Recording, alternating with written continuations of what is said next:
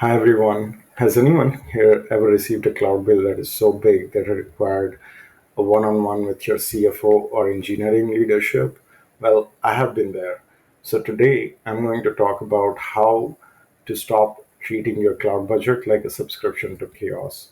I'm Piyush, currently working as a director of software engineering at B1 Medicines. And for those who don't know about B1, we are a biotech firm making cancer drugs. For the last 7, 8 years, I've led cloud infrastructure teams at various firms, and I'm super excited to be presenting here at PlatformCon. I would like to start by saying we all love cloud until the invoice drops, and over time, it can feel like you're paying for someone else's over provision infrastructure. So, in this talk, let's explore how to shift from reactive cost saving hacks to a proactive, scalable strategy that can save thousands and sometimes millions. So let's start with the why. The cloud offers elasticity and scalability, right? While at the same time presents a significant risk of overspending too. One of the most observed reasons is simply the focus on rapidly delivering software and treat expenses reactively. Sometimes the focus may be adding redundancy to improve availability, which can lead to underutilized resources if kept unchecked. For example, in my previous role, a team wanted cross region availability, so they spun up clusters in multiple regions but forgot to keep track of utilization, and the bills kept piling up. Lack of granular reporting is another major factor. While finance teams receive monthly invoices, the engineers who actually are working on those resources and the infrastructure rarely get to look at the detailed cost breakdown by services or by teams. In one of my previous roles, an outdated development environment had been running for 3 months with GPU instances, and no one was even aware until the bills exploded and looked carefully.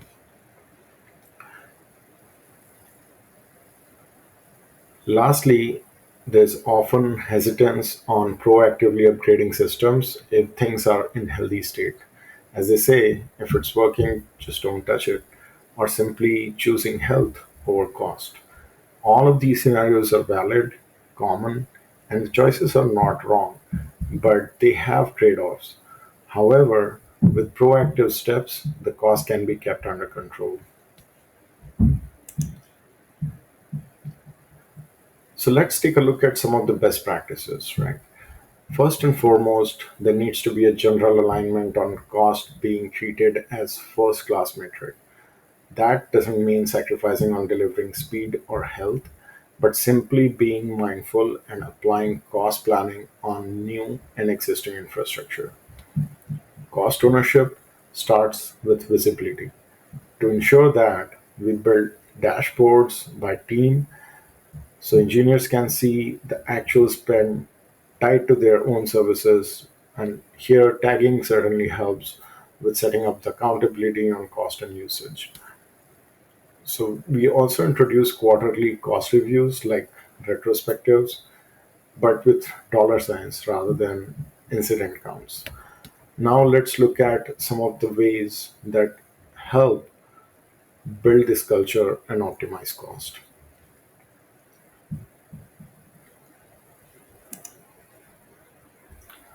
Step 1, clean house.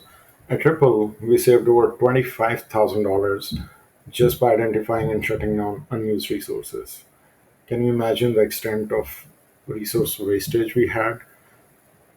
We used AWS Resource Manager and Prometheus metrics to scan for stale EC2 instances like idle EKS deployments, orphan or unattached EBS volumes, and so on. Every week, a cron job would aggregate the cost of these resources and send warnings to owner teams. If no action was taken, we just simply terminated and notified the team. Remember, EC2 and storage services like EBS and RDS are almost always the heaviest cost eaters. So, focusing on these will cause the biggest dent on your monthly bills. Step 2, right sizing where the big money is. Now let's shift focus from no utilization to low utilization resources. We looked at months worth of Prometheus data and flagged all apps using less than 50% of their claimed CPU and memory.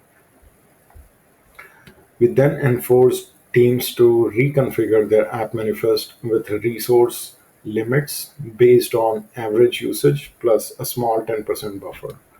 We also replaced heavy EC2 instances with low utilization with lightweight instances, and as a result of these efforts, our team reduced their memory request by 40%, freeing up the cluster capacity without touching the app code. Step 3, modernization. This is mostly overlooked and deprioritized, but it is almost like compound interest. It builds up and pays off continuously. Again, compute and storage are mostly the largest pies in the cost breakdown. So on the storage side, EBS is very commonly used to host databases and provide persistent storage for EKS clusters. Switching EBS volumes from GP2 to GP3 cut our storage bill by almost 20%. Better performance, lower cost. Win win, right? On the compute side, on demand instances are often quite expensive, and low impact workloads often don't require that on demand elasticity. So we build separate node groups using spot and reserved instances and move the cron jobs and low impact applications from costly on demand instance based node groups to these low cost options. And this single move saved us almost $8,000 per month across three production clusters. For critical workloads, we adopted the modern Graviton instances based node groups that has up to 45% better price performance ratio compared to previous architectures. And this migration for 20 plus applications resulted in almost $50,000 per month saving for us. All right, step 4, auto scaling. This is my favorite, and this is your silent cost saver. When it comes to container platforms like EKS, Carpenter is the de facto node level autoscaler. We use Carpenter on all production and staging clusters to adjust node sizes dynamically, scaling vertically and horizontally based on the workloads. And for pod level autoscaling, we enforced all teams to use horizontal pod autoscaler or HPA, which adjust replica counts based on the real time demand, and vertical pod autoscaler or VPA, which fine tunes the resource request for each pod. It is also important to note that HPA and VPA configurations require very good understanding of your resource needs for the applications, traffic patterns, IO workloads, and so on. So, to avoid over provisioning or starvation scenarios, take a really deep look at these metrics before configuring VPA and HP. Altogether, by applying autoscaling at node and pod levels, brought our average resource utilization to over 70% in our production clusters. Step 5, optimize data transfer. This is often overlooked but can turn very costly, especially across regions. We adopted to batch processing and compression for cross-region traffic and cached frequently accessed content via CloudFront. This saved us almost $5,000 a month. Many firms tend to make the mistake of shipping observability data such as logs, metrics, traces at the deepest granularity levels to external platforms such as Datadog. And this traffic can add up very, very rapidly. So we mindfully adopted native AWS tools such as CloudWatch for raw metrics and logs analysis, and only shipped rolled up and aggregated data to our observability platform, saving almost $12,000 a month in egress cost. Step 6, tagging. Tagging is foundational, and as they say, if you can't tag it, you can't track it.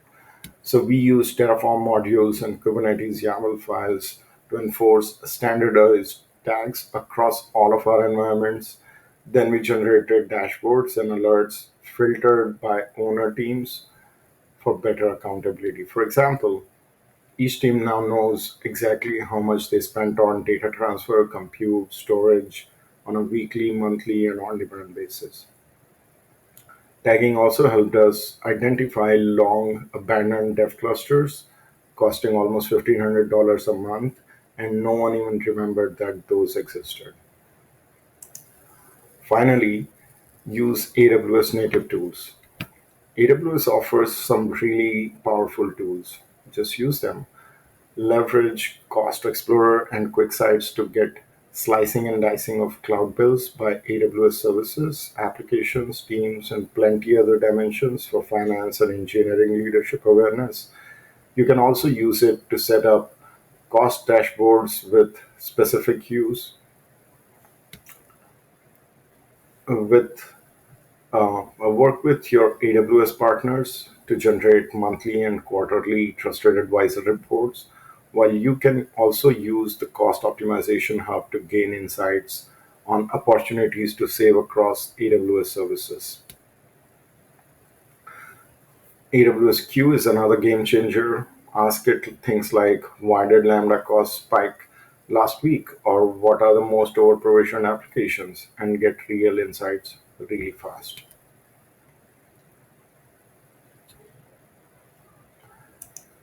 So that was all. With that said, let's recap. To avoid the tech debt of cost inefficiencies, you want to make cost awareness and optimization ingrained in your platform DNA. Start with visibility, know what's running, who owns it, how much resources are being used, and their associated cost. Use native tools whenever possible. Automate reclamation, tune limits, quota based on real time usage, auto scale everything, and modernize whenever and wherever possible. Finally, be proactive than reactive. That's the key. Set up the guardrails and best practices as early as possible and infused in your software development lifecycle processes so that you don't have to reactively address cost at a later stage. Finally, I would like to close by saying that let's build systems that are efficient by default and smart enough to scale only when needed. And thank you so much for hanging out with me. I would love to connect and share my learnings over all these years if you're interested. Thank you so much.